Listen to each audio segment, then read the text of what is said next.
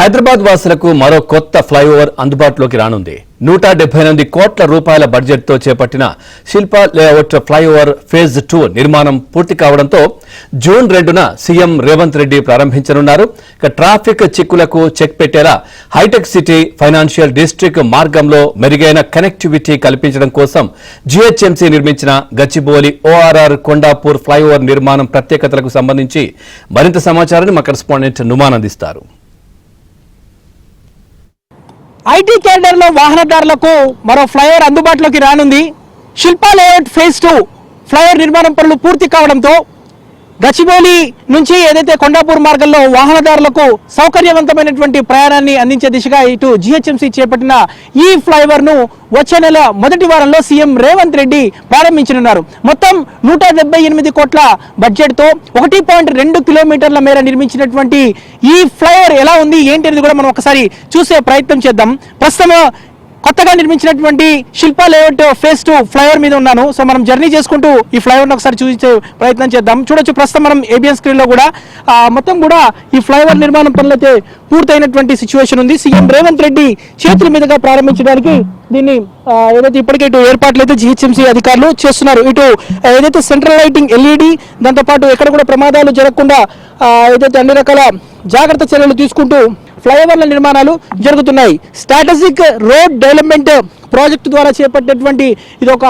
మరో ఫ్లైఓవర్ అని చెప్పొచ్చు. సో ఈ ఫ్లైఓవర్ ప్రత్యేకత చూసుకుంటే మనం ఒక్కసారి కూడా చూసుకోవచ్చు. ఒకవైపు డ్రోన్ షాట్స్ లో చూస్తున్నాము, మరోవైపు మనం ఈ ఫ్లైఓవర్ మీద ప్రయాణించుకుంటూ కూడా చూస్తున్నాము. కింద 2 ఫ్లైఓవర్లు ఉన్నాయి.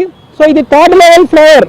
సో ఈ ఫ్లైఓవర్ చూడొచ్చు విజువల్స్ లో కూడా ఏ విధంగా ఉందనేది కూడా. సో ఎక్కడ కూడా ప్రమాదాలకు ఆస్కారం లేకుండా పూర్తిగా గతంలో జరిగినటువంటి బయోడైవర్సిటీ కానివ్వండి ఇతర ఏదైతే ప్రమాదాలను దృష్టిలో పెట్టుకొని స్టడ్స్ ని ఏర్పాటు చేశారు. అదేవిధంగా ఇటు ప్రమాదాల కర్వ్ కాబట్టి సో ఈ కార్నర్ లో కూడా మొత్తం షీట్స్ ని ఏర్పాటు చేసినటువంటి దృశ్యాలు కూడా ప్రస్తుతం మనకు కనిపిస్తున్నాయి. సో వచ్చే నెల మొదటి వారంలో అంటే జూన్ 2వ తేదీన సీఎం రేవంత్ రెడ్డి చేతుల మీదుగా ప్రారంభించడానికైతే ఈ ఏర్పాట్లన్నీ అయితే శరవేగంగా ముందుకు సాగుతున్నాయి. దాదాపు ఈ ప్రాజెక్టు ఎన్నో ఏళ్లుగా కొనసాగుతుంది.